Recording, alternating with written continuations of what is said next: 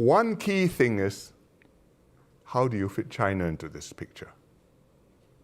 Because they are big, they are important, you have a lot of trade with them, you may want to grow your business with them.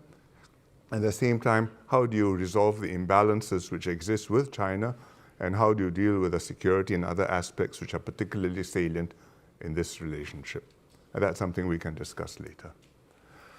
On security, taking a Singapore perspective from Asia, I would just highlight a contrast between how it is in Europe and how it is in Asia. In both cases, we are confronted with a US policy which is radically different from what we had planned on and expected. But the situations are different. In Europe, you know pretty exactly what your strategic challenges are. You're dealing with Russia now, successor to the Soviet Union. It's a situation with a backdrop of the Cold War, and that history very present in people's minds. And you have NATO and you have a focus. This is a security challenge, at least. Many countries would say it is the security threat.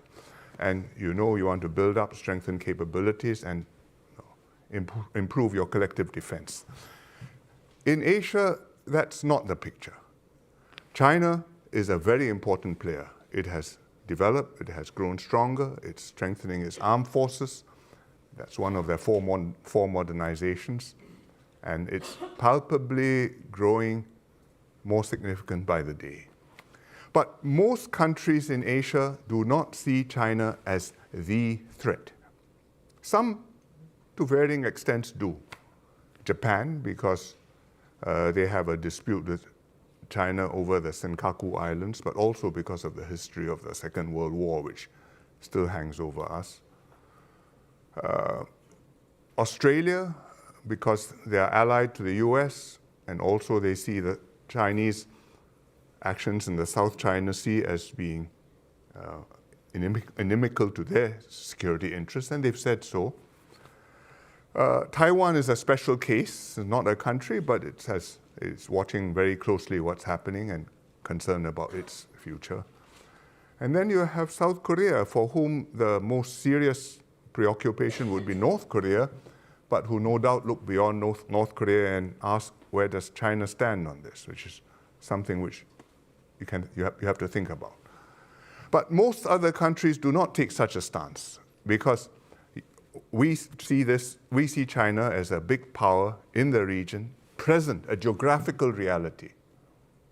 They are here, we do a lot of business with them, we have prospered because they have prospered, and we want to prosper more. And it started with trade. Now it's not just trade, it's also investments, it's also tourism, people flows. And there are bilateral issues. The South China Sea, there are claimant states in the ASEAN countries who come up against China, which is also a claimant state. But even while you have the bilateral issues, you do not frame it as an existential thing. You want to do business, and you want to be able to manage the relationship, because overall you have many different tongs in the fire. So that's very different from Europe.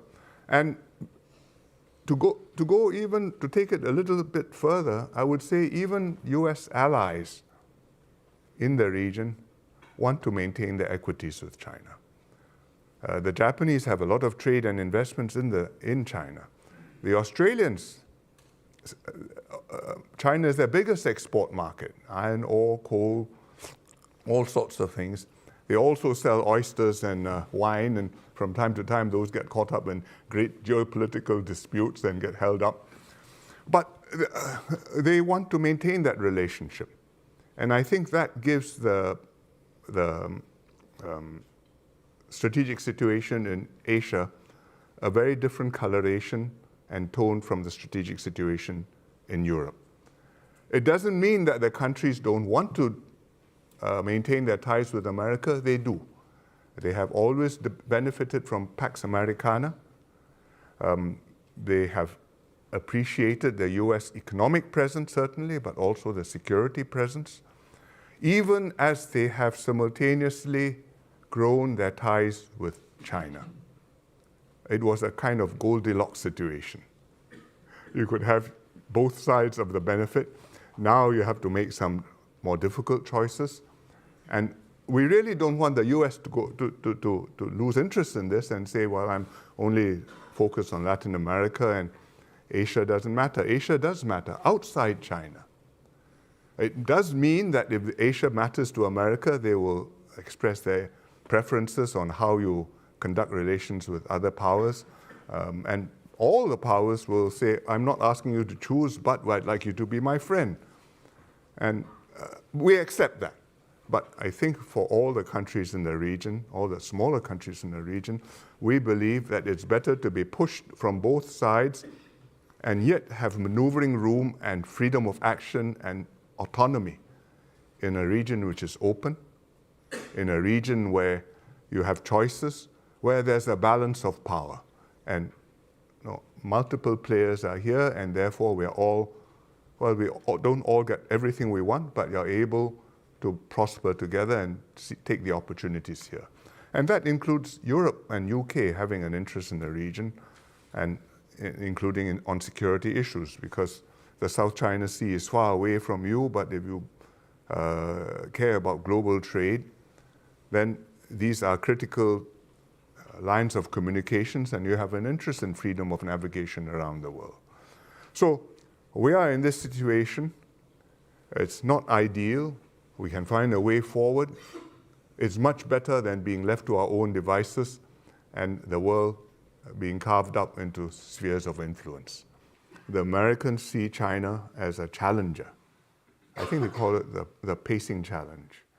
And somebody who is catching up with them in technology, in size, in military capabilities, even in nuclear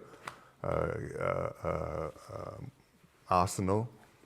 And they are determined to stay ahead of, and also in things like AI. And the US are determined to stay ahead and by all means at its disposal,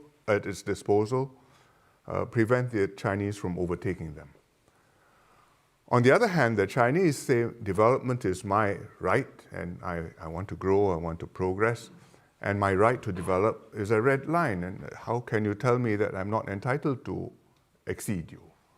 So I don't see that as being a contradiction which is going to go away, because the Chinese may not be able to exceed the Americans immediately, but the potential for them to grow bigger and stronger and more advanced, they may not grow as quickly as they did over the last few decades when they had 8, 9, 10% growth in some years.